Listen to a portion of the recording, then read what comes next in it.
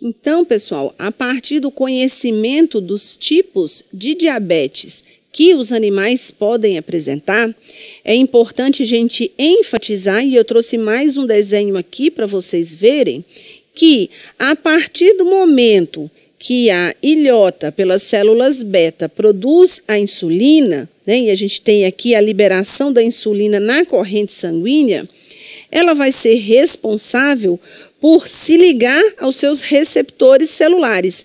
Nesse caso aqui, nós colocamos um exemplo de uma fibra muscular. Então, ela vai se ligar ao seu receptor na fibra muscular para quê? Para que ocorra a captação da glicose pela célula para a produção de energia. Porque sem a glicose a gente não tem a produção de energia de forma adequada. Então, a insulina em todas as células presentes no organismo vai existir receptores específicos de insulina ao qual ele vai se ligar e a partir daí vai abrir o canal de entrada de glicose na célula para geração de ATP. E isso é extremamente importante. Por quê?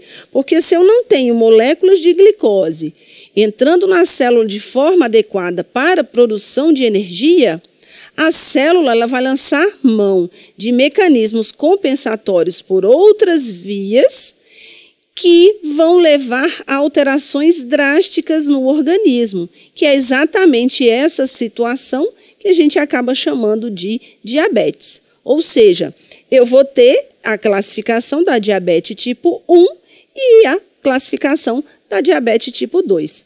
Então, nós vamos começar agora a falar um pouco sobre a deficiência relativa ou absoluta da secreção de insulina, literalmente dando ênfase, primeiramente, à diabetes mellitus ou diabetes melito, como alguns chamam, que é classificada, como nós falamos anteriormente, em diabetes do tipo 1. Bom, quando isso acontece, tá? E aí, generalizando, pensando nos dois tipos de diabetes, nós temos vários mecanismos que podem levar aos quadros de diabetes. Então, vamos começar falando sobre, primeiramente, uma intolerância significativa a carboidratos, lipídios e proteínas, onde o próprio organismo vai ter essa intolerância e vai fazer com que não ocorra nem o aproveitamento da glicose de forma correta, nem tampouco a produção de insulina de forma correta. Isso são casos raros, mas podem acontecer. Nós temos também a destruição do tecido das ilhotas, mais especificamente a destruição das células beta, onde eu vou ter o quê? Uma deficiência na produção de insulina. Isso pode ocorrer em várias situações. Talvez a mais comum sejam as causas infecciosas que levam às pancreatites agudas, fazendo com que, muitas vezes, não seja só atingido o pâncreas exócrino, mas também o pâncreas endócrino. Nós temos também, por exemplo, em casos de hipóxia, onde a falta de oxigênio pode levar à destruição dessas células também, levando a uma falha na síntese de insulina. E nós temos os fatores que os autores chamam como diabetogênicos. O que isso significa? A ingestão excessiva de glicose. A gente sabe que muitos proprietários, em algumas situações, gostam de dar doces para o animal. Isso é um fator que pode levar a diabetes. Nós temos também animais que têm problemas endócrinos, por exemplo, na adrenal.